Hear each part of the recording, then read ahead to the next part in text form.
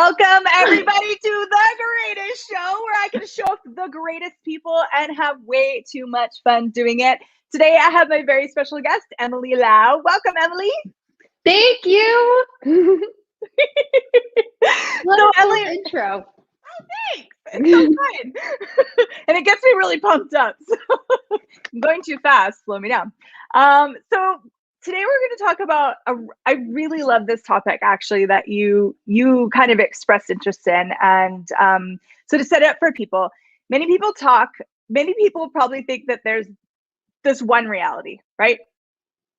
We have one reality, and you're either in touch with this reality or you're one of those airheads that are like totally out of touch with reality. These are kind of your only options for life, right? And those people that are, taking life seriously and being realistic and that kind of, or the frou-frou people that, like, I'm showing these two polarities, right? That don't really have a sense of this reality. So what we're going to talk about is completely different, totally different than these polarities, and invite people to their own reality. So can we launch off with, can you just share what is having your own reality? Yeah. Well, I love how you described that in the context of, you're either in touch with reality or you're out of touch with reality. And that's like, it's such a bad thing to be out of touch with reality, because if you're too happy or if you're too, let's call it optimistic, if you're too interested in something that's possible that doesn't seem pragmatic or normal, then you're bad and you're wrong. And I think having your reality first and foremost means that you can't really give too much weight to what other people think about what you're choosing or being. And that's probably the first step to having any part of you, really. I love that. I love that. So if you're having your own reality, so someone's listening, they're like, are they still aware of kind of the rules, the requirements, the asks of this reality? I think in some ways, yes, because so there's a little funny anecdote that I have along with this, because one time I was in a foreign country, I was in Turkey, and I was sort of like, I'm just gonna wear nice jewelry and walk around and just know that my point of view is nothing bad can happen to me, because I'm so aware, and I'm just living in my own little pink bubble of possibilities. And it's like there's that where you're not using your awareness. So if having your reality includes having awareness, then yes, it includes everything. And of course you can be swimming in possibilities and in aware of other things that exist that aren't necessarily seeable or talked about here, but it also means including everything that we do see and have here. So yeah, I'd say it does include all of that. But also, like, if you're stupid enough and happy enough not to get limitation, that's pretty awesome too. I love that. If you're stupid enough to not get limitation. Amazing. And happy enough. Yeah. And how much is just even being happy, not conforming to this reality? Especially when the world is like, there's so much seriousness going on. There's so much, this going on. And, I've seen that, I think people where they'll even be like a funeral and they know they're supposed to behave a certain way. And and they might actually secretly be kind of like light and joyful and celebrating. Yeah. So how does someone know? How does someone know if they are kind of functioning and creating from their reality, or if they're kind of doing it through someone else's reality?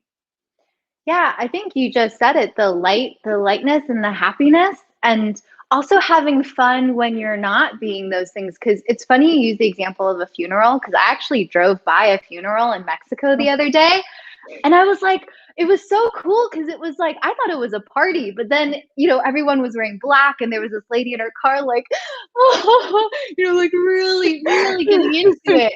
And I just started laughing, because I was like, she's having so much fun being sad.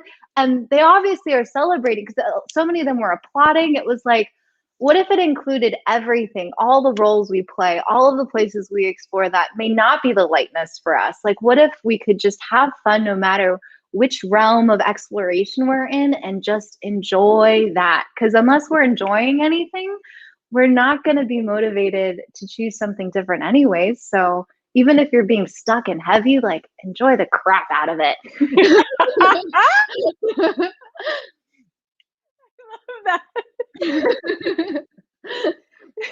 So, can we get a little personal? Yes. Yes, cool. I would love to hear. So, what's your journey been like with this topic? Have you always just had a sense of your own reality? Was it something that you had to discover and use tools with, or?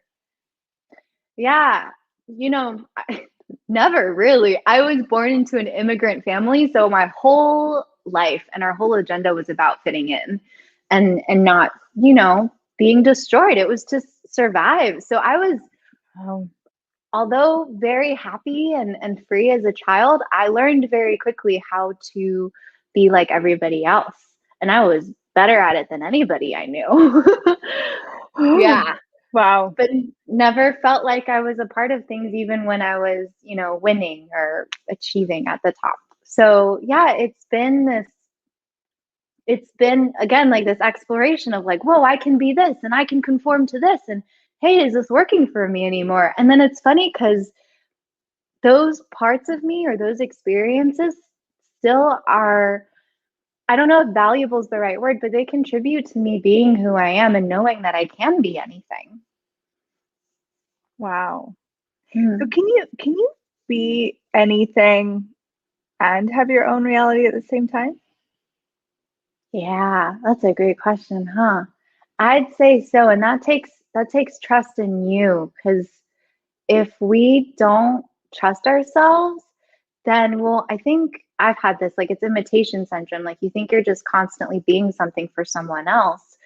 It's kind of like the situation of when you're with someone and you can recognize what they require of you, and in order to be kind, you're willing to change yourself to be that for them. But how much is that giving ourselves up, and how much of it is actually just being what somebody requires of you to be kind? So I think that's a conversation each person needs to have with themselves ongoing. I love that. That's such a beautiful invitation. Thank you. You're welcome. Yeah.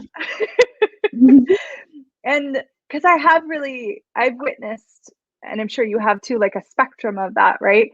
Where they're either just being the energy that's going to create something greater, but still having their reality, or they're just so lost in everyone's realities and wants and needs, and they're just being like ping-ponged around and being whatever they think is required of them, rather from the awareness of what's going to create more. Yeah, Ooh, there's that yeah. awareness again. Awareness, yeah. So okay, you gave people the sense of when you're functioning from your own reality, you're probably having lightness, you're probably having joy. These are good indications. Is there anything else you could share with people, or if you have any awareness on those people that are being ping-ponged around, how did they get out of that? Wow. If you're being ping-ponged around, I'd say, yeah, start asking questions. Because so another little story about me is I used to think I was an addict. I lived as an addict for years, and going to 12-step meetings and being very very convinced that I was an addicted, terrible person, and that I had a disease and all these things. But somewhere in the background, I always questioned that. I was like, you know what? I don't think it's true that you're born with diseases like addiction. There was just a part of me that always knew, and nobody else was there to validate that for me at the time. So I felt a little bit like really terrible. Like, not only was I wrong and already an addict, I was even more wrong because I didn't believe I was one. And it was just No. exactly like, wow, and I just kept searching, and I kept being curious about what I knew, even if it was the most terrible, wrong thing that nobody else agreed with, and, you know, even made me wrong for. They were like, you're just not willing to admit that you're an addict, like all this stuff. And it's like, no matter how far we go in any direction, I think there's always something there, whether it's a quiet voice or just your knowing in the background. Like, if you stay curious, I don't think there's anywhere you can't go, and there's no situation that you can't get yourself out of, if you can even call it a situation, you know. So yeah, it was curiosity, I think. What is my reality? What is fun and light for me? And if I'm not experiencing those things, then is it working? And, you know, what would work for me? So yeah, that space. So it's kind of like, it's really could be an adventure of discovery. Yeah. I have a quick little story that's popping. I remember pregnant with my first kid, and reality is it's painful, but childbirth is painful. Being pregnant is difficult, all these things, right?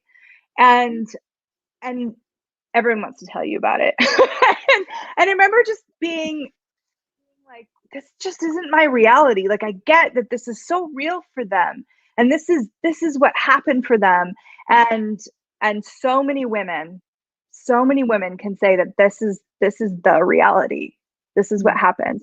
But it just never had this lightness to it for me. It never had this sense of like that would be me. So I remember searching, and I love what you said, Emily. You said there was no one to validate that for you. There was no one to validate your reality, and there was no one I could find to validate my reality. And I was looking. I was like, come on. And I would read books, and I'd find like, oh, this is closer, like, you know, closer.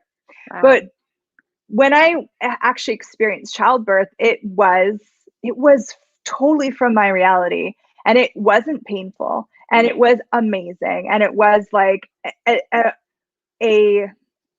an experience, a life-changing experience for my body and for my being. And that, by choosing that kind of acknowledged my reality in a way that I could never probably have gotten from anyone else. Yeah. So I wonder, like, with you, and so now you look at this addiction thing, right? So you're now in a place where you're acknowledging your reality with addiction. Yes. Yeah. So what did that create for you? Wow. so much. Because hey, even when I was in my addiction, even when I was like high, I was high on I couldn't even count it on one hand the number of drugs I was high on at this music festival.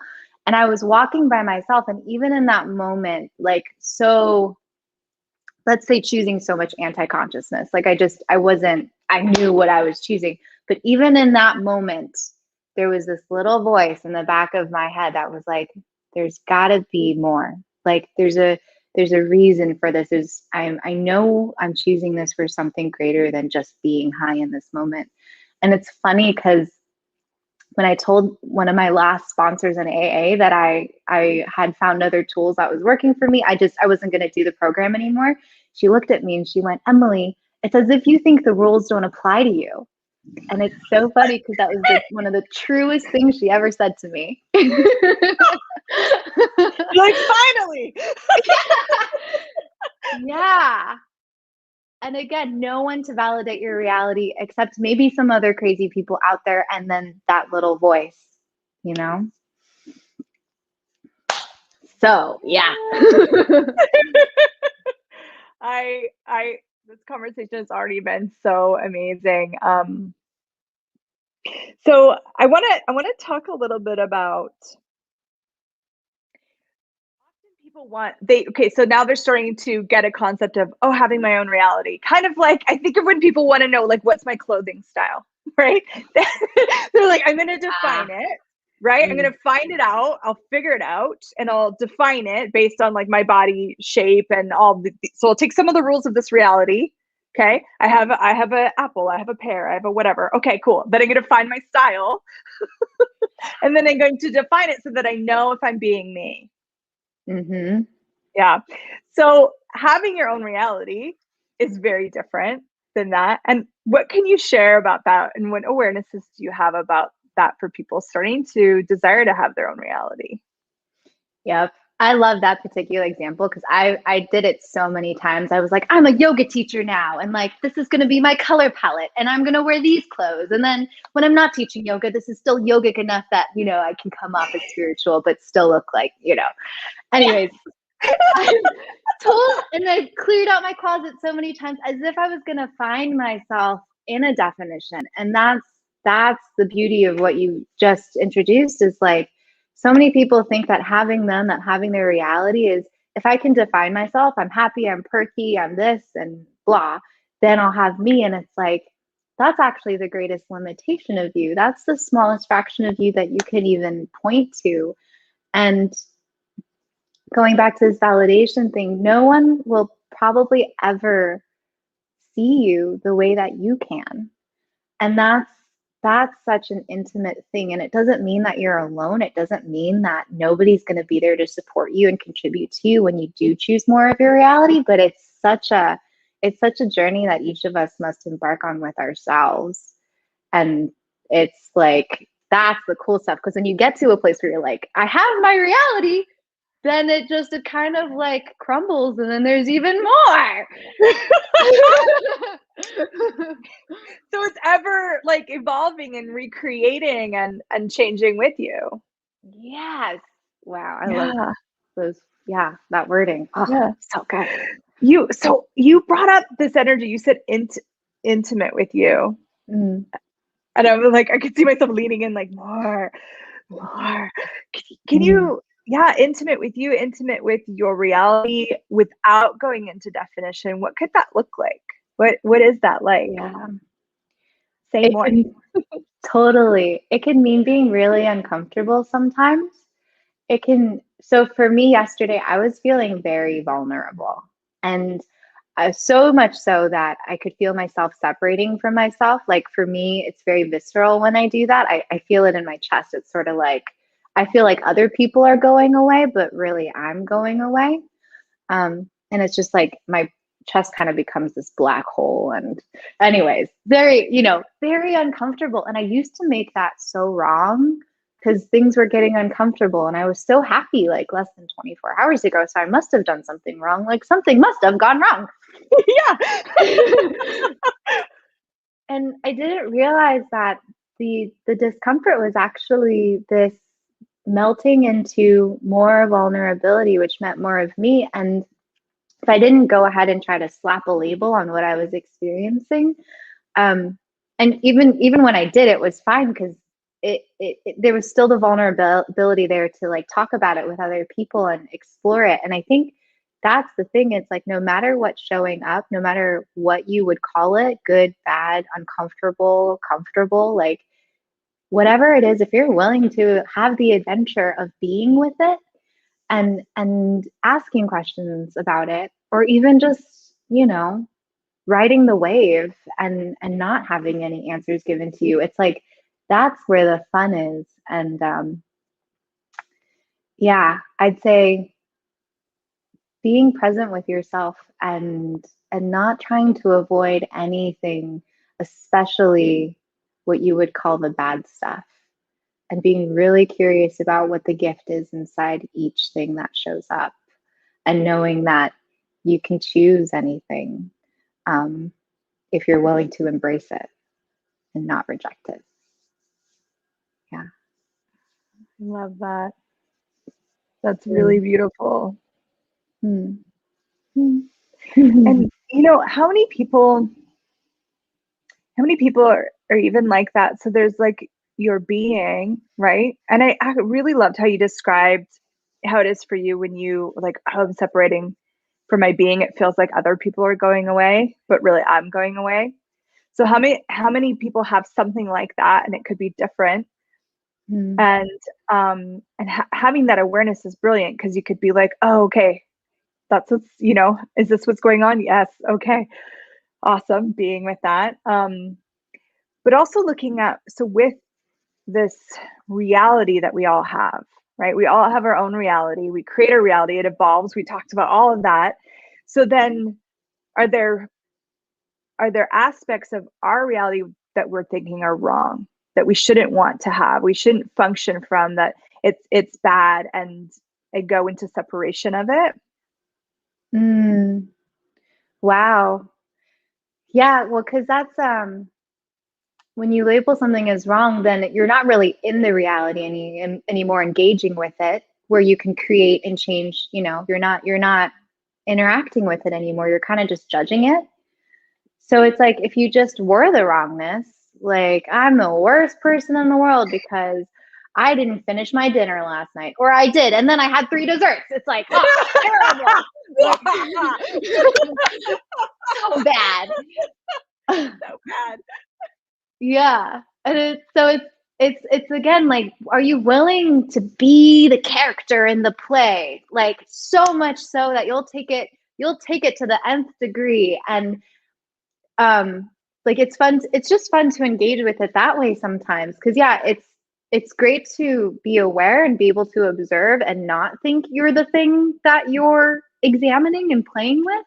But sometimes it's just great to be it, and not put so much distance between you and it. I don't know if that added anything to the conversation. I feel like I just said the same thing again, but I hope it did. No, it did.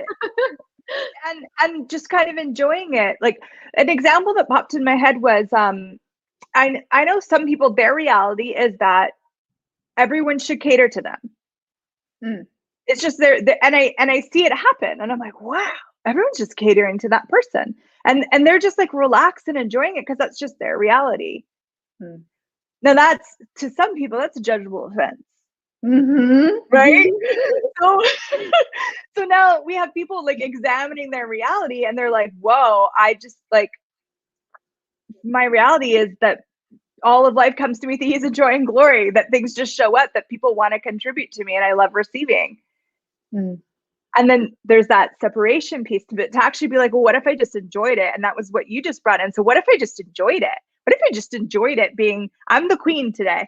What if I just enjoyed it and actually, like, dropped all of those judgments and explored it from that beautiful space of no separation? Yep. Yes. Yeah. And the funny thing about being the potent creators that we are is that we can create any reality. So let's say having your reality. If you could create anything. You could create a bunch of crap, and you're still the potent creator of your reality. Like, it's just brilliant. And if nothing was categorizable as good, bad, right, wrong, judgeable, not judgeable, then really it's all fair game. So it's kind of like, I just keep getting the image of like a sculptor in my head. You have a ball of clay. What are you gonna make? You could like eat it if you wanted to. You could do anything. And yeah, it's yeah, that's my reality today. You're eating clay. Guys, you could eat. Maybe I'm hungry. I wonder if that's what.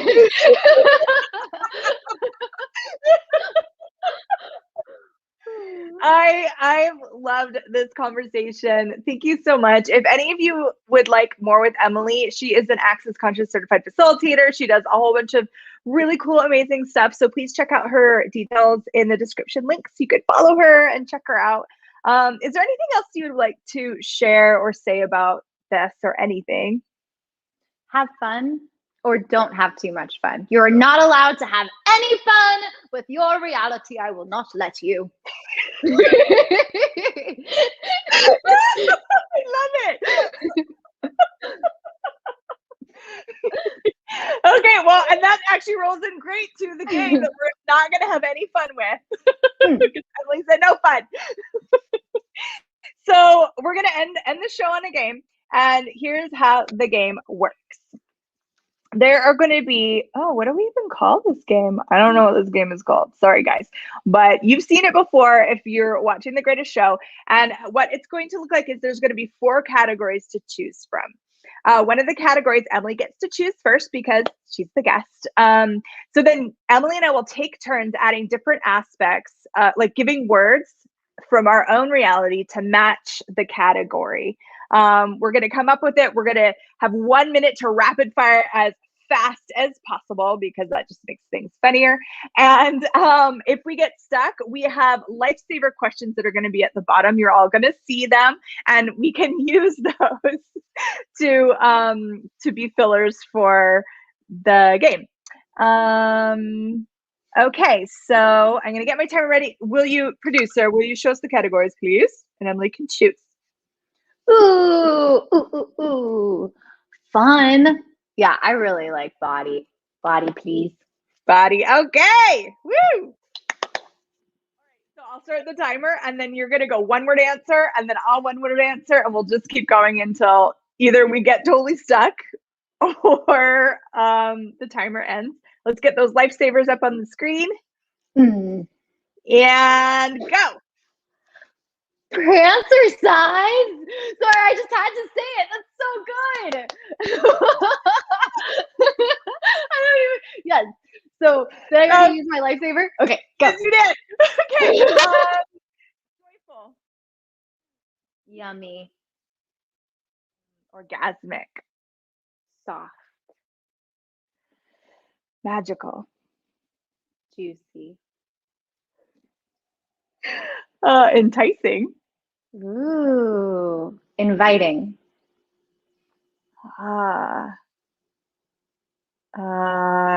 Explosive.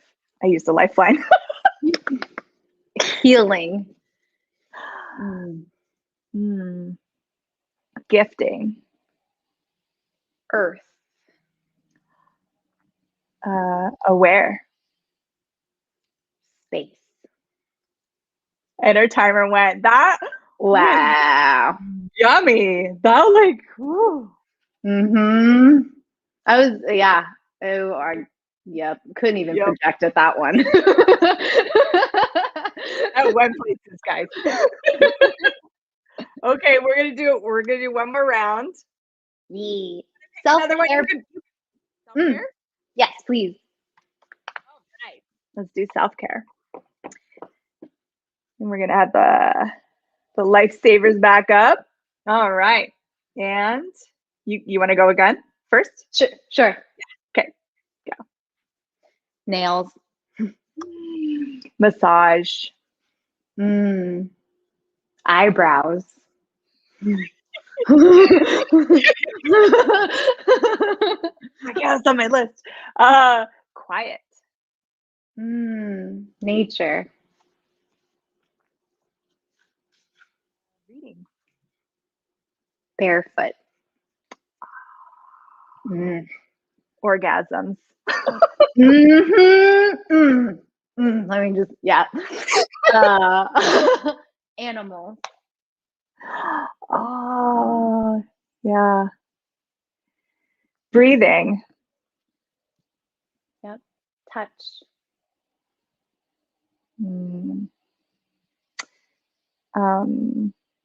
Kindness. Kisses. Our timer. That's all. That was so good.